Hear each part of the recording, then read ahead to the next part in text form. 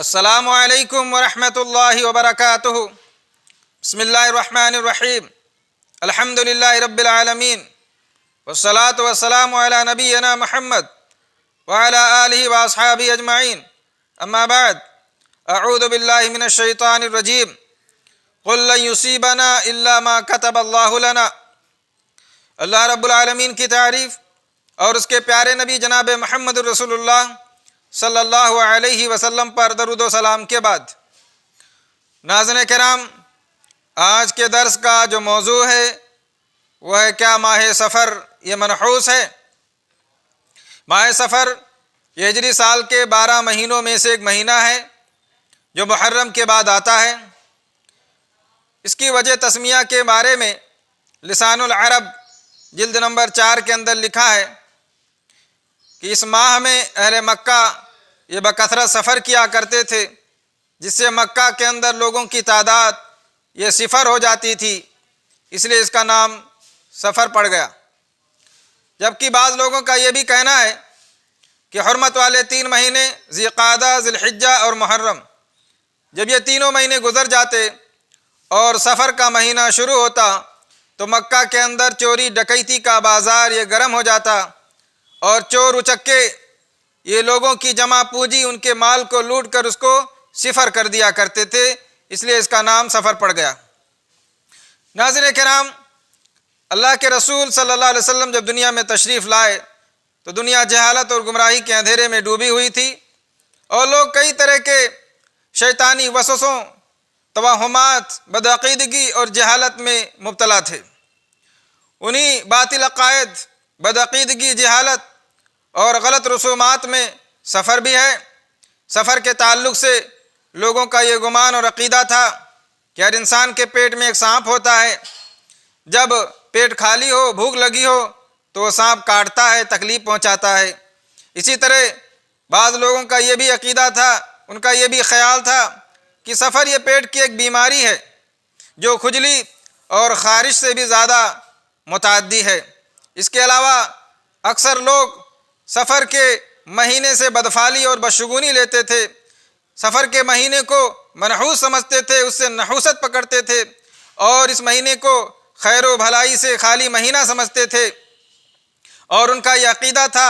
ان کا یہ گمان تھا کہ اس مہینے میں کثرت کے ساتھ بلائیں، مصیبتیں، آزمائشیں، وبائیں، بیماریاں نازل ہوتی ہیں، اور اس مہینے کو وہ منحوس سمجھتے تھے۔ اللہ کے نبی جناب محمد رسول اللہ صلی اللہ علیہ وسلم نے ان کے اس باطل اور غلط عقیدے کی تردید فرمائی اور ارشاد فرمایا، لا عدوى ولا طیرۃ ولا حامۃ ولا سفرا، یعنی اسلام میں کوئی بیماری متعدی نہیں ہوتی، ایک کی بیماری دوسرے کو بذات خود نہیں لگتی جب تک اللہ نہ چاہے، اور اسلام میں بدشگونی لینا اس کی کوئی حقیقت نہیں، یہ حرام ہے، اور پرندوں سے بدفعلی لینا، بدشگونی لینا یہ بھی اسلام میں حرام ہے، ولا سفرا، اور ماہ سفر یہ منحوس نہیں ہے۔ گویا کہ اللہ کے رسول صلی اللہ علیہ وسلم نے اپنے اس فرمان سے وعدے کر دیا کہ کسی بھی چیز سے بدشگونی لینا، یہ بدفعلی لینا یہ اسلام میں حرام ہے، اور اسلام سے اس کا کوئی واسطہ نہیں ہے، اور کسی بھی مہینے کو یا کسی بھی دن کو منحوس سمجھنا یا اس سے نحوست پکڑنا یہ بھی اسلام میں حرام ہے۔ ناظرین کرام، زمانے جاہلیت کی طرح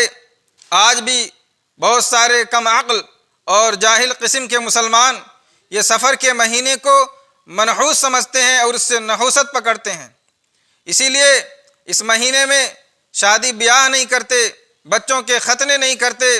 خوشی کی محفلیں نہیں جماتے، خوشی کی محفلیں نہیں سجاتے، نئے گھر کی تعمیر کرنے سے لوگ ڈرتے ہیں اور دکانوں کا افتتاح نہیں کرتے،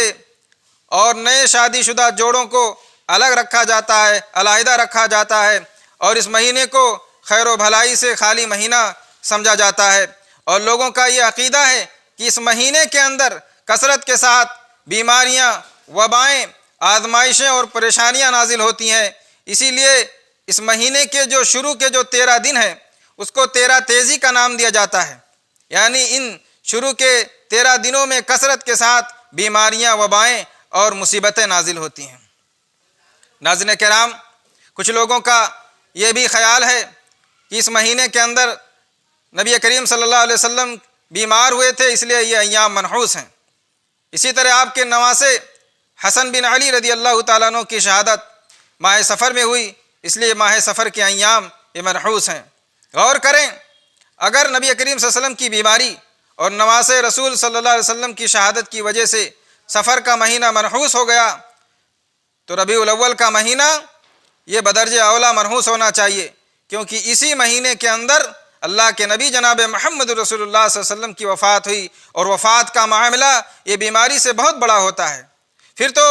ذی الحجہ کا مہینہ بھی یہ منحوس ہونا چاہیے، کیونکہ ذی الحجہ کے مہینے کے اندر داماد رسول صلی اللہ علیہ وسلم حضرت عثمان رضی اللہ تعالیٰ عنہ، جو کہ اسلام کے تیسرے خلیفہ ہیں اور ان 10 خوش نصیبوں میں سے ہیں جنہیں دنیا ہی کے اندر جنت کی بشارت سنائی گئی تھی، ذی الحجہ کے مہینے ہی کے اندر ان کو ظالمانہ انداز میں شہید کر دیا گیا تھا۔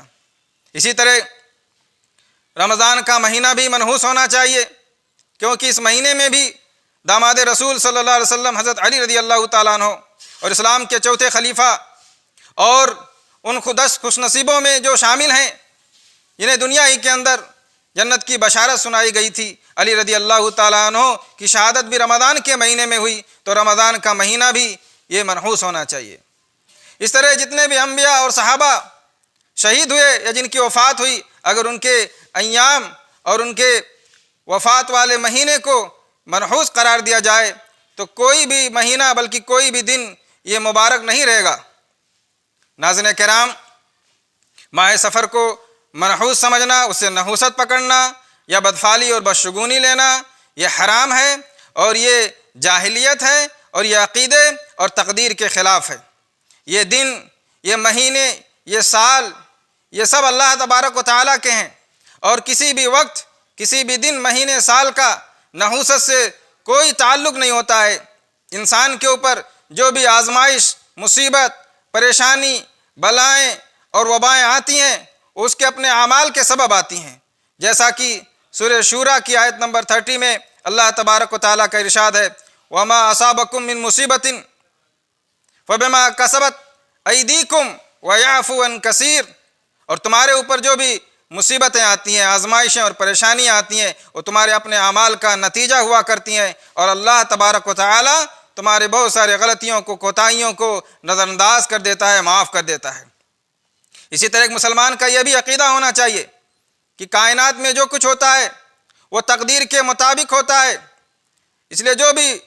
پریشانی، مصیبت، آزمائش اور بیماری نازل ہو